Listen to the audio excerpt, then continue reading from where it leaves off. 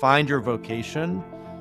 Look to psychedelics as a tool that can help facilitate the emergence of that vocation. And then once you know what it is that you're here to do and build and the way that you're here to serve, really, then how can you be more creative? And how can you help to facilitate incredible teams around the mission that you think is so essential for the future of humanity? Welcome, Tribe. I'm Maya Rose. And I'm Gerald Rogers. We're about to embark on another mind-expanding episode where we dive deep into the realms of psychedelics, sex, and the superconscious. This is a transformational experience of healing, manifestation, increased clarity, flow, and alignment. So join us on this sacred journey as we receive the codes of transformation from scientists and psychonauts, shamans, tantra masters, mystics, and more. Together, we'll unravel the secrets of plant medicine, sex magic, and other tools to tap into higher states of consciousness. So why are we here? To answer the call, to share our passions and be advocates for alternative healing. So get ready for a ride that transcends the ordinary and leads you to the extraordinary, because living a legendary life is not just a choice. It's a sacred adventure. Welcome back, Soul Family. We are here with Psychedelic Sex and the Superconscious, and today we are diving deep with the one and only Paul Austin. Paul is the founder of Third Wave and a psychedelic entrepreneur and creator, and just like really an advocate for the intentional use of microdosing and other tools to help psychedelic entrepreneurs to create greater impact and influence and income in their world. So Paul, I want to just dive in and talk about like where this journey began for you and why you're so passionate, why you've been such an advocate for over a decade of getting the message of psychedelics out there to the world. Yeah, it's great to join you for the podcast, Gerald. Thank you for having me on. This, I've been in this work for about 15 years now, and a lot of it was kicked off when I was 19 years old and tried LSD for the first time. I was just at the end of my sophomore year of college, and I had started to get into personal development. I'd started to read books like what's that book by Morgan Scott Peck, The Road Less Traveled, and I had started to, meditate, and it felt like psychedelics were just sort of a natural evolution on that path and in that process. And a few years prior to that, I had been raised in a pretty traditional family in West Michigan, just outside Grand Rapids. And, at the age of 16, I had started to experiment with cannabis. And soon after I began my experimentation, my parents found out, and they sat me down one Sunday after church and basically looked at me and said, that they just could not believe that I had experimented with this illegal drug, with weed, that it was going to ruin my life. And my dad said something that I still remember to this day, which is, that he hadn't been this disappointed since his brother died in a car accident about 30 years prior to that. Right. So that's how impactful my illicit drug use was to my parents. So as you can imagine, I'm coming into cannabis and also exploring and experimenting with LSD and psilocybin mushrooms. And I'm starting to really just chart my own path, because it's very clear that in my family and even in the broader community that these drugs are not accepted necessarily. Did you have friends that were kind of guiding you in the direction, or people that were more experienced? Did you have any mentorship or any like role models at all in that, or was it just purely your own desire to explore and just be curious? The friend that got us LSD had done it for the first time when he was 16. And so he had done it on a handful of occasions, but he was younger than I was, right? I was 19, he was 18 at the time when he found us acid. So it's not as if I had a mentor or an elder. I ended up just sort of naturally taking on the role of informal trip sitter for my entire fraternity. There was another time in college where I picked up a massive bag of mushrooms and took like 10 of us to the woods for a day, and everyone, ate mushrooms and tromped around the forest and whatnot. So I really just was sort of figuring it out as I went along. And I had the internet, right? I had trip reports and I had personal development blogs and I had, things like that. But even this was 2010. So even back in 2010, I think that really the only website that existed was Arrowwood. And the user experience for Arrowwood is less than ideal. So I was really just navigating a lot of this territory on my own. It wasn't until I was 25, 26, 27 that I really started to find mentors and elders in this space. For the first several years, I was just a maverick, sort of experimenting with my own consciousness. That's super interesting. And it says a lot just about who you are, kind of a courageous soul that just like wants to step in. And I know for me, I was so late to the psychedelic game. I was almost, it was just 10 years ago that I even heard about ayahuasca and psilocybin for the first time. And it's really interesting how at that point, this is 2014, how much different it was in the public conversation back then, and for me, my first experience was talking to a friend that was like really just an advocate of transformational work, which is my thing. And he was telling me about ayahuasca and his experience there. And so I'm like, oh, that sounds like a fascinating thing, which led me to my gateway, my quote unquote gateway drug was ayahuasca, back in 2014, doing a week journey down in Colombia. So the fact that you would kind of find it and explore it on your own and like really have an intentional, curiosity back when there was just without that mentorship or guidance is like, it says a lot about who you are. And I think that's really fascinating. At that point in your life, what did it do for you? Like in what way did it like ignite or, like feed your soul so much so that you were willing to go against, the grain of your family or the identity that you had been in this very traditional space growing up? Yeah, I mean, it's a good question. I think, one thing it did was open me up to a pretty deep feeling of love, right? I think LSD in particular seems to have this effect. It's why the Beatles loved it, and why the cliche exists as it does. So there was this sort of deep, unconditional feeling of love for myself, for my family, for how I was raised, for the natural environment, because a lot of times that I was doing acid, it was in the woods, on the beach or by the beach near Lake Michigan. So there's definitely just this deep, impactful, felt experience of love. And I think through that, I was able to come to a greater sense of self-acceptance. I was born and raised in a family and community where I always felt a little bit at odds. I always felt like the rebel. I had been, sort of cultivated to be the golden child, a very sheltered environment. That's the reason why my illicit drug use was so impactful for my parents. And so there was always a sense of I really wasn't meant to be here, but I was shamed and, made to feel guilty of who I really was at my core. And I think doing psychedelics that early on really helped me to come to a deep sense of self-acceptance of who I was and what my path was, and a recognition that it was not going to be a conventional path, that I was, I guess, destined to do something that was more unconventional and a little bit different. And that was just my wiring. That's how I was meant to be. So from a very young age, at 21, as soon as I graduated from undergrad, I left and I lived abroad for 5 or 6 years, and, traveled and was a nomad, and just really wanted to expose myself to different perspectives and different ways of living and different ways of thinking that I think LSD really helped to inspire. And and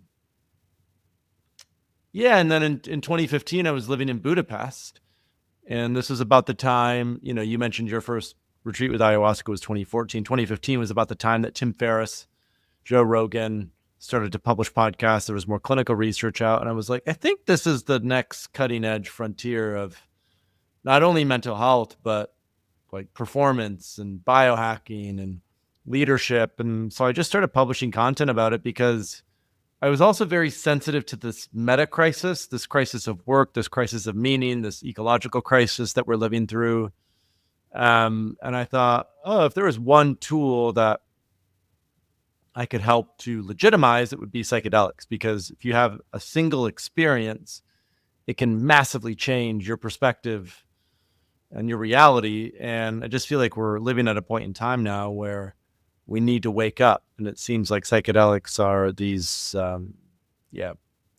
fundamentally effective tools at helping that process.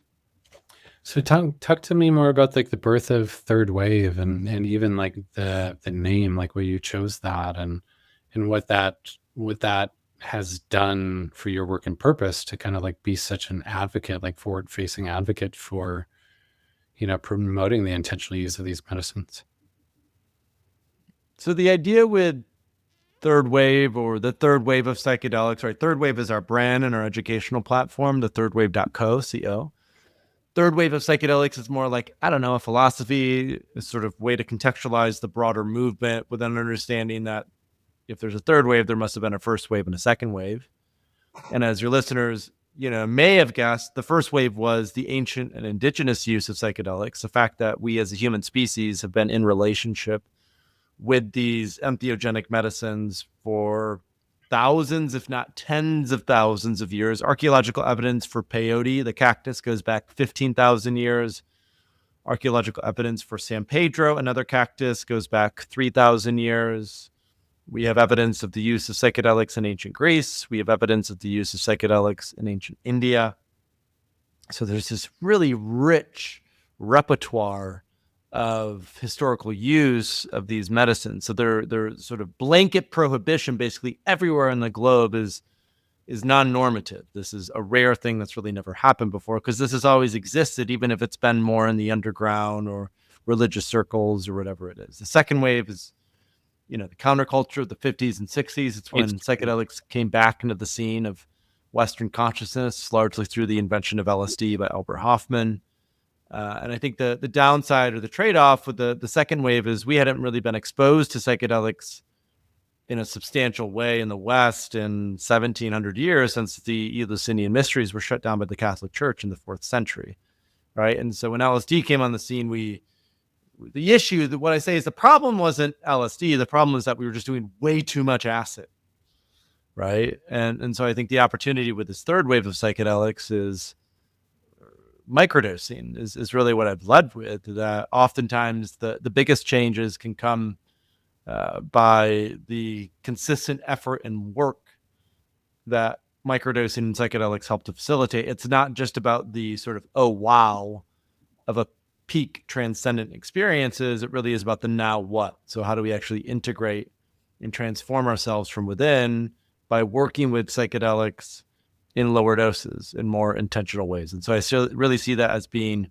definitive of this third wave of psychedelics, that if the motto of the second wave was turn on, tune in, drop out, which was Timothy Leary's motto that he popularized, my preferred motto for this would be turn on, tune in, and let's fucking build. Like I think we exist at a point in time where we're asking what new paradigms can be built, and we have this phenomenal opportunity to reimagine everything from this lens of interconnectedness. And I think psychedelics are a fantastic tool to help us do that. But it's important that we don't get lost in the sort of abstract spirituality of them. I really think we need this sort of applied practice of how they can actually fundamentally improve our lives on a day-to-day basis. I love that. I think we need to like really put a big campaign to popularize that. Turn on, let's fucking build. Because it really is, I think why it's so relevant and important right now is so many entrepreneurs and creators and leaders and just CEOs and just influencers are discovering its potency to help us sharpen our awareness, clarify our thinking, activate our creativity, all of these different things. And so I'm really excited to like dive into just more intentionally how entrepreneurship and how leadership and how, these creative innovators are using psychedelics and why that's so powerful in building something meaningful. And so I'd love to, I'd love, before we dive into that, I kind of want to tune into what that was like for you when you were first getting started being a voice, because then 2014, 2015, most people were timid or afraid of like being vocal about this. There was like this hesitation, lack of awareness, like it was kind of in, even though these medicines have been around for thousands of years, and even though they're, in the second wave, it was like a really popularized thing that people in this counterculture are experiencing. For those of us in our generation, it was new and it was taboo, and most of us were indoctrinated with these like very false ideas about, with the war on drugs and everything. What kind of opposition did you face as you started to be a voice for these medicines and for psychedelics? What was that like when you started to like really put your message out there, and what kind of resistance showed up for you in that space? Well, you'd be surprised to hear there wasn't much. And that was largely because of the bubbles that I existed within. I mean, when I was living in Budapest in 2015, my social environment was a bunch of other people from the West, from either North America or Australia or, the UK or Europe, who had actively chosen to leave their homes to move abroad and live in Thailand and live in Budapest. So I was already hanging out with a lot of people who were clearly thinking outside the box. And so a lot of them were really curious and interested about psychedelics. And I introduced a lot of these entrepreneurs, sort of digital nomad entrepreneurs, to LSD at the time, because I would just carry around sheets of acid with me when I would go to these places and sort of hand it out to folks who wanted to experiment with it and try it. So now my parents, on the other hand, it took them a few more years, right? When they realized that I had started what I had started in 2015, 2016, they were a little skeptical. But pretty early on in my career, by 2017, I was getting major media coverage, right? Like Rolling Stone did a feature on my work in August 2017, and I had a feature in Forbes in early 2018, and several other mainstream media publications. So pretty quickly, my parents and other folks from home are going, okay, Paul's not just doing this sort of druggy thing. Like there's clear legitimacy behind this, and there's clearly a sort of intentional approach to it. But inevitably, when I would speak at conferences, like I remember I spoke at a tech conference in Amsterdam in May 2017, a quite prominent tech conference, and like folks like Kevin Rose. Kevin's a pretty well-known tech entrepreneur, good friends with Tim Ferriss. He was super keen on LSD and wanted to try potentially microdosing and all these sorts of things, was really open to it. But I met other people at that conference who were like, you're fucking nuts, dude. Like, you are insane. Why are you doing this? This is illegal. This is dangerous. Don't you know that drugs are bad for you?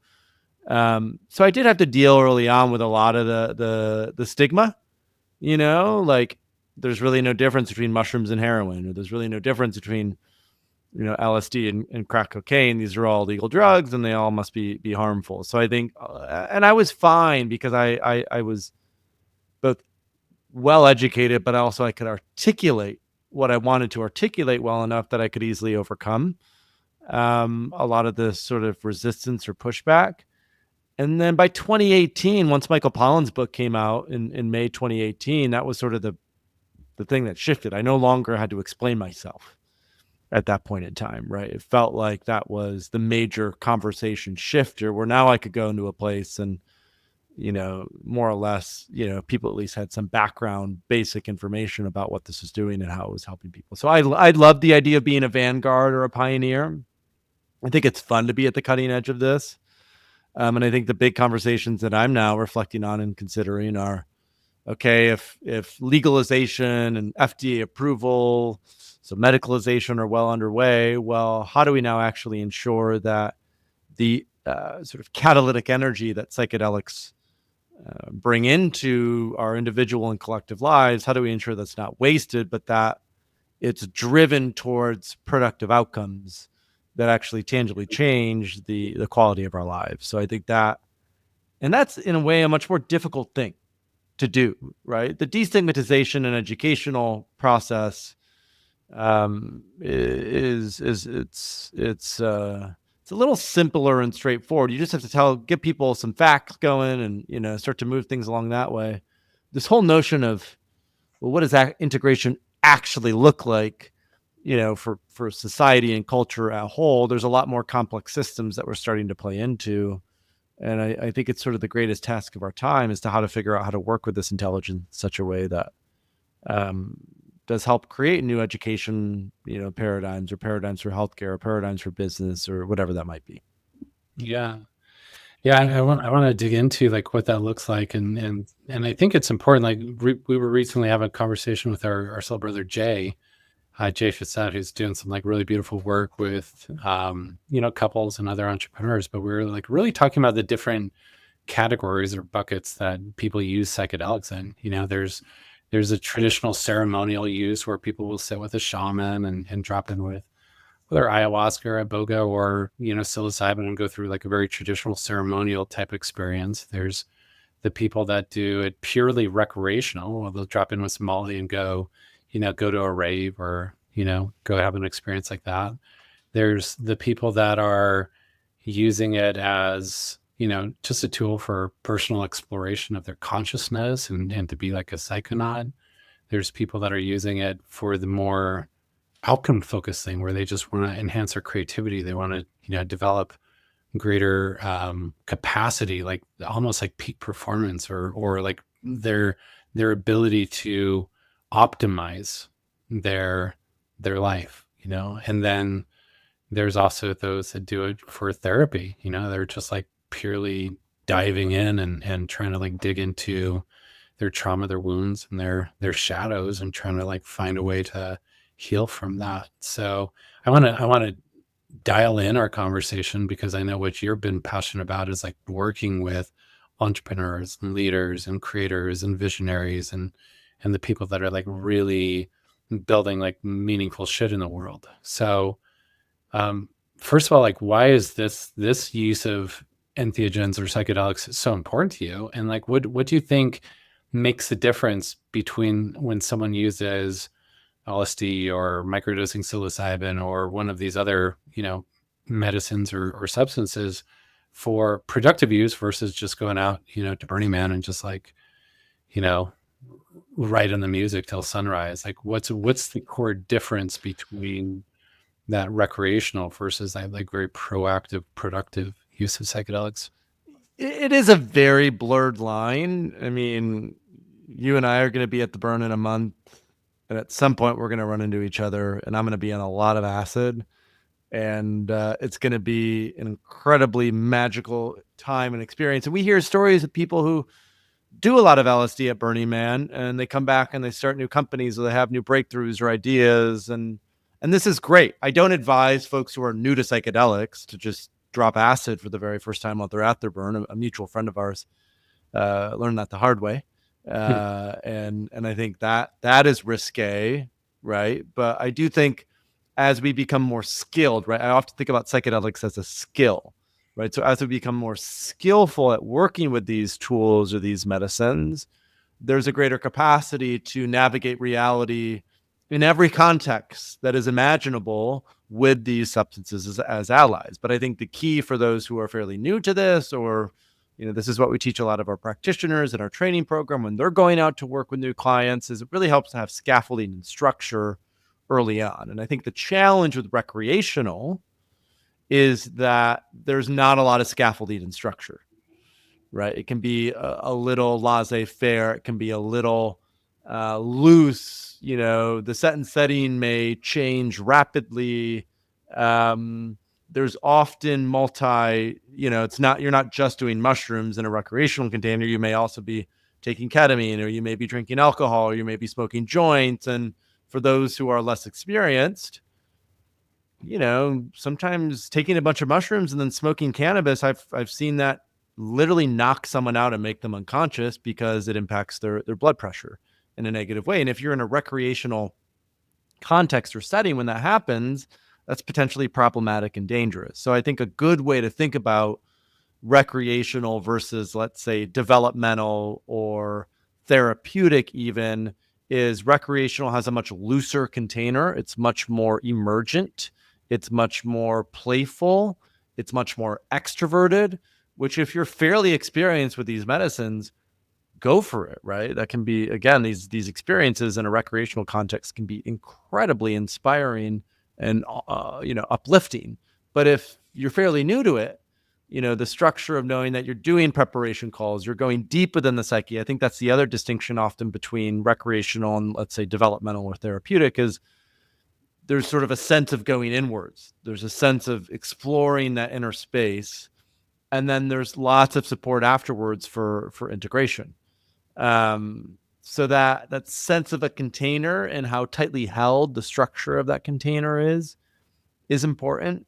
And then I think different medicines as well lend themselves to a different quality of experience. So I would never recommend someone, bring ayahuasca on the playa and, raise a cup while they're out at a sunrise set, dancing their hearts out, right? Like MDMA is way better for that, or LSD is way better for that.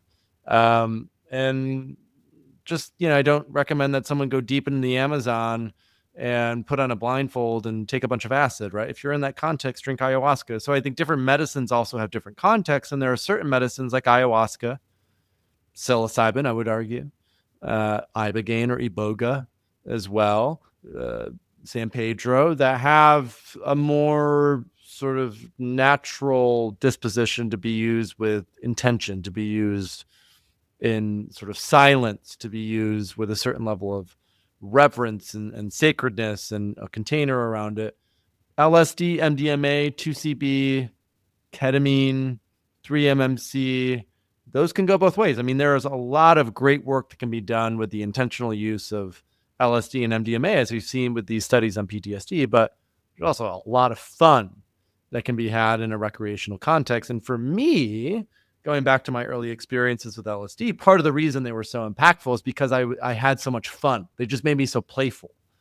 And I had been raised to be a little more reserved. I was more shy and introverted, definitely more melancholic, right? And so the reason I loved LSD and continue to love LSD is it just brings this sort of pep in my step that I really appreciate. And if I can go out in the world and share that with everyone, then I will. So yeah, I hope that's helpful.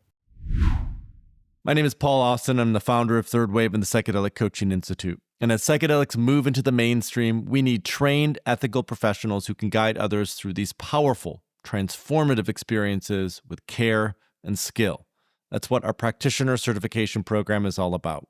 Over 10 months, you'll learn how to coach at the leading edge, combining neuroscience, integration frameworks, and trauma-informed practices.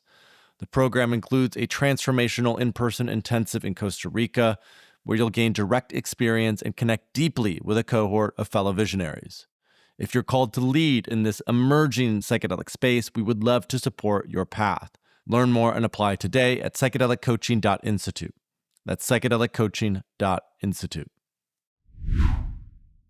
Yeah, no, I love that. And I think that, one of the reasons why these conversations is so powerful is for people to actually see like the intentional, like each substance, each medicine has its different place where it really shines and it's like really useful. Like for my birthday last year, I was turning 50 and I just wanted to have like just a playful, joyful, loving ceremony, and so we did a little private ceremony with some of my closest friends, and it's the first time I ever did kind of in a more ceremonial setting, LSD, and combined with MDMA. And I was telling my friends, tonight I want our experience to be all about joy, laughter, and love. And my friend was like, oh, well, you have the perfect recipe. LSD and MDMA, that's what that does. It just creates outrageous laughter, joy, this vibrant energy of living, and then the MDMA opening up the heart and creating this activation, this field of unconditional love. And it was pure magic. But I wouldn't do ayahuasca for a birthday ceremony because right. I mean, some people might, but like not my cup of tea. People might. Like I love every one of my experiences with Aya, but it's a lot more grappling with, the depths of my soul and a lot more purging and stuff, which I like doing when I'm in Costa Rica or when I'm in Peru, not when I'm hanging out in my home with my friends. So I love that. Talk to me about like, as we dive into psychedelic entrepreneurship, and how these tools can be like really meaningful for entrepreneurs that are leading organizations or people that are wanting to be more aligned with their purpose or activating like higher levels of consciousness or intentionality in their work. Like how would you recommend, let's say, an entrepreneur who's like leading a business and creating a movement and like really focusing on making an impact in the world? How would you recommend that they utilize or explore psychedelics as a tool for them to show up in the world and to build more meaningful shit? Well, step one is to do work we love, right? So reclaiming this notion of vocation. I think part of the challenge or problem with entrepreneurship and business in general is that there's a lot of energy that has gone towards creating bullshit, for lack of a better term, right? Like I remember I was watching this video the other day, and Palmer Luckey, this guy who invented the Oculus and sold it to Meta and made billions when he was like 25. He was talking about how in the last 5 years there's been so much money and investment that's gone towards NFT and like kind of crypto and quote unquote web3 and so there's just a lot of building out there that's happening towards outcomes, products, and services that really don't do anything to fundamentally make our lives better. So I think from where I often start is like, why are you building what you're building? And if it's coming from a place of lack, right, a place of wanting recognition or wanting to be rich and wealthy or wanting to have some sort of external validation that your parents didn't provide for you, your mom didn't provide for you, your dad didn't provide for you. If it's coming from that place, then it might be helpful to work with psychedelics in such a way to explore or go into the inquiry of, well, why am I doing what I'm doing from the get-go, right? I think that's the first and most important question, because the more that we create alignment between who we really are, which I think is what psychedelics help us to understand and sort of unpack, then we can actually align ourselves with work that feels truly meaningful and that we believe is actually helping the world become a better place. And I think that's the most important thing that psychedelics do time and time again. I think the sort of extra cherries on the top that psychedelics can offer and help with are things like creativity. In the age of AI, in this age of VUCA, volatility and uncertainty, right? Of not knowing what is the world going to look like 10 years from now, there is a massive requirement or obligation for entrepreneurs to adapt and to adapt quickly and to let go of assumptions that were rooted in how things worked even 3 or 4 years ago and instead be very present to what is happening now. And so if you look at from a neurobiological perspective, what psychedelics do to the brain is they are largely active on something called the 5-HT2A agonist, which is the serotonin receptor that's related to the prefrontal cortex and executive function. And we've seen in clinical research that psychedelics help to facilitate the production of BDNF, brain-derived neurotropic factor, which is a precursor to neuroplasticity, right? And so the capacity for us to change and adapt is essential in terms of how we're looking to build and grow and develop over the next 5 to 10 years in this age of AI, and the capacity to be not only problem solvers, but to more so be these creative geniuses. And I think creativity is a skill that can be cultivated through intentional psychedelic work. It can literally, if you do psychedelics in a skillful way, it can help you to be more creative.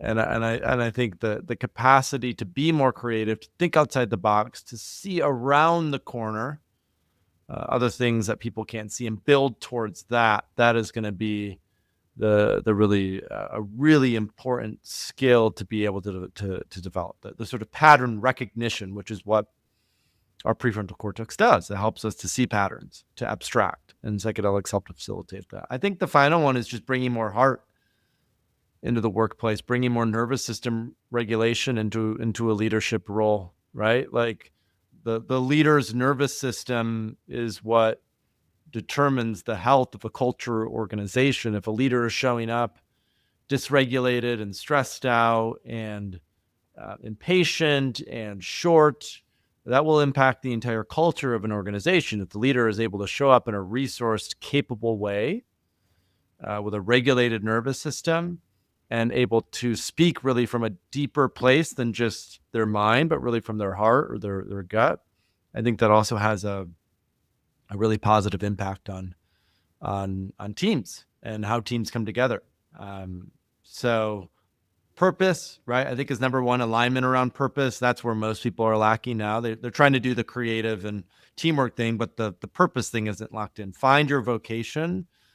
Look to psychedelics as a tool that can help facilitate the emergence of that vocation. And then once you know what it is that you're here to do and build and the way that you're here to serve, really, then how can you be more creative? And how can you help to facilitate incredible teams around the mission that you think is so essential for the future of humanity? Yeah, thank you so much for sharing that. And just going back to the mantra of like, tune in, turn on, and let's build some shit. It really is like for me, as I kind of look back in my journey and as a creator, as a tribe builder, as a leader, as an event curator, all these different things. For me, what psychedelics does first and foremost is it helps me listen better. It helps me really see the blind spots of things that aren't like apparent to me. It helps me like really understand what is going on in my business or with specific clients that I'm working with, or even with my beloved, who's my partner in business. It helps me actually listen. It's like, oh shit, like how come I couldn't see that before? And it helps me take deeper ownership as I actually tune in to what that is, like what's going on. And then the turning on, it's almost like,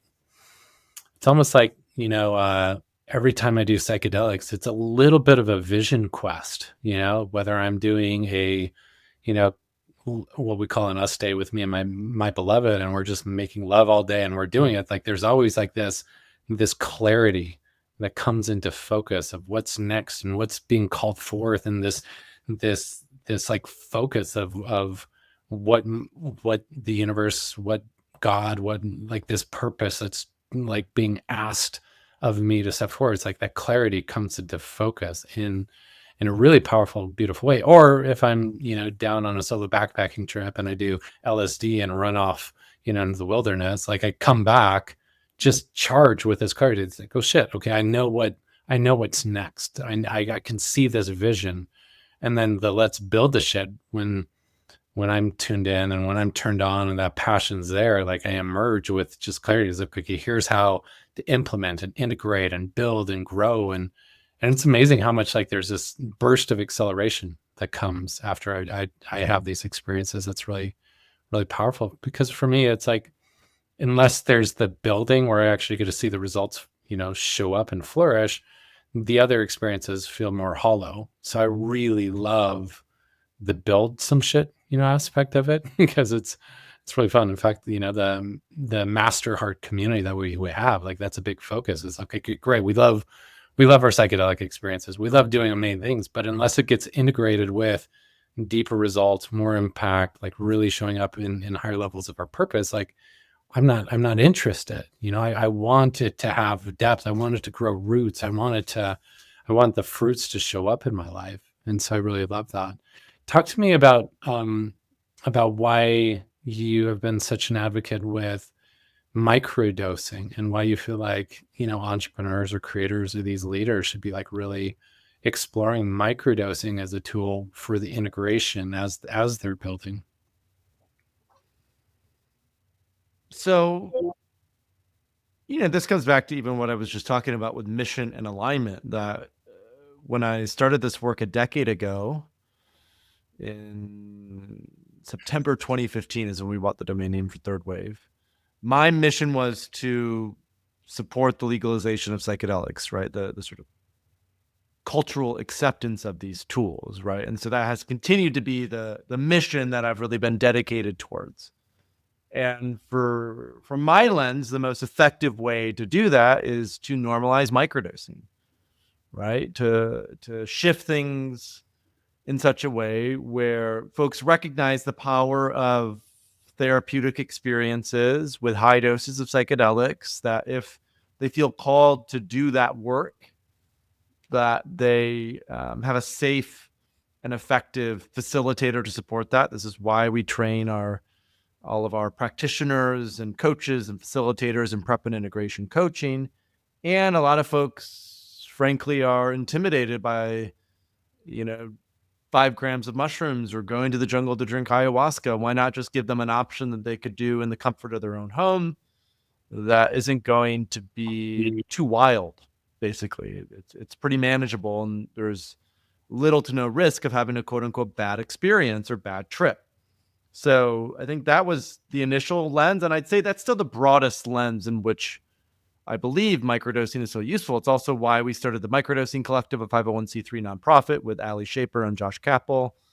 Gerald, you were at our party that we hosted at MAPS, because we believe that there needs to be a legal regulated policy to support accessibility of microdoses of psilocybin mushrooms. They're such effective tools.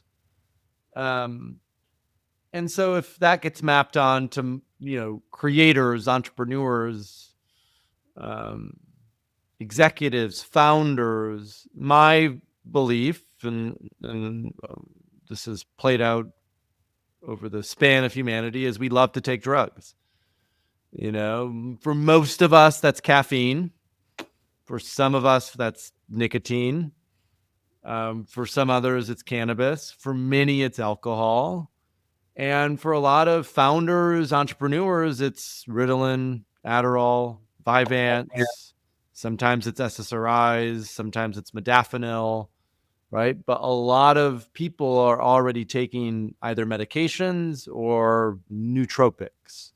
And based on what I've seen, I do believe that when microdosing is done skillfully, it's just a much better drug when compared to SSRIs, or when compared to ADHD medications, or when compared to, even certain nootropics that may be overly intense in terms of what they facilitate. And a big part of that is because microdosing is not habit forming, right? If you start to take SSRIs, it's very difficult to stop taking SSRIs. If you start taking Adderall or Ritalin, it's very difficult to stop taking Adderall or Ritalin. The great thing about these super low doses of LSD or psilocybin is that you can take them consistently 2 or 3 or 4 times a week for a period of a month or 2 or 3, and you can stop, and there will be no physical withdrawals, and it really isn't habit forming whatsoever. And I think that's the other upside, is there's more capacity to have autonomy when you're engaging with these drugs. There's not this sense of, oh my God, if I stop taking this medication, like shit's going to hit the fan. No, it's like, if you want to engage with it, great. And if you need time off, months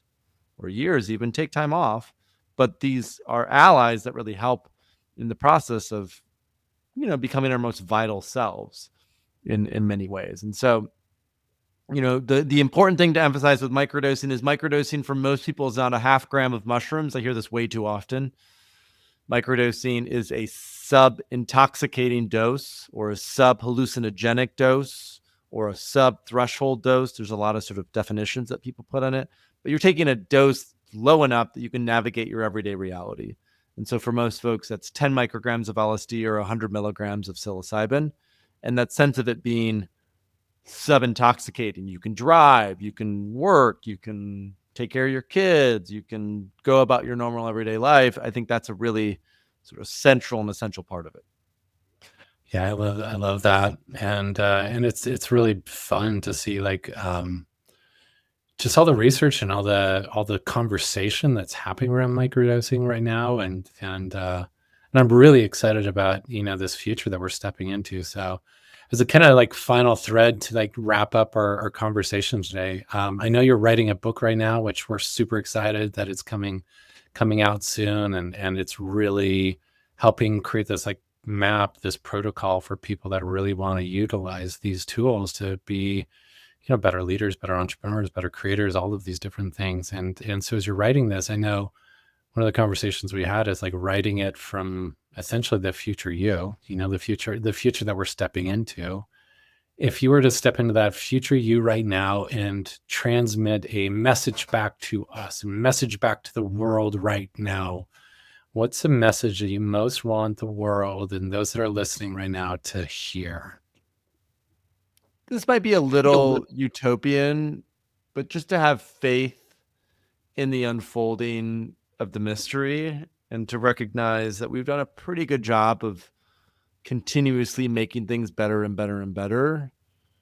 And to not fall into the trap of what I call the black pill, which is sort of dystopian thinking that psychedelics, if used skillfully, and that might be therapeutically, that might be recreationally, that might be ceremonially, that might be developmentally, or any other sort of phrase, but if used skillfully, are fantastic allies in helping us to continue the evolution of humanity. And I would say they offer a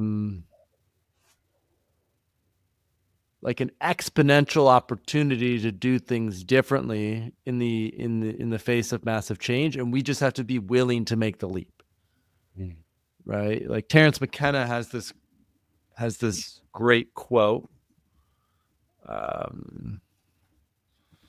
which I'm buying time because ChatGPT is gonna quick pull it up. And this quote is about a feather bed, and it says, "Nature loves courage. You make the commitment, and nature will respond to that commitment by removing impossible obstacles. Dream the impossible dream, and the world will not grind you under; it will lift you up. This is the trick." This is what all those teachers and philosophers who really counted, who really touched the alchemical gold, this is what they understood. This is the shamanic dance and the waterfall. This is how magic is done. By hurling yourself into the abyss and discovering that it's a feather bed. And so I think, more than anything, this capacity to be courageous, to make the leap, to go sort of boldly into the unknown and trust that we will catch ourselves is the essential ingredient in the sort of evolution and emergence of psychedelics as we become more skillful at how we work with them. I love that. I know a lot of your work right now is training facilitators and, getting this message out there for people that really want to dive deeper into your world and the work that you're doing, Third Wave. Like what's the best next step for them to explore, the things you're doing more? We do a few cohorts every year. We also have a new level 1 training that's specific to microdosing, San Pedro, and nervous system regulation. So if there are any coaches, practitioners, or those who want to become coaches or practitioners, just go to psychedeliccoaching.institute. That's psychedeliccoaching.institute. The main educational platform is Third Wave, so thethirdwave.co. You can find everything from there. We have a newsletter. We ourselves have a podcast that we publish once a week. We have over 300 episodes for that podcast. I've done it for almost a decade now. So thethirdwave.co is also a great resource. Mastering Microdosing, that's my book on Amazon, Mastering Microdosing. It's a deep dive into all things microdosing. And then I'm on social at Paul Austin 3W, Instagram and X. And I'm also pretty active on LinkedIn.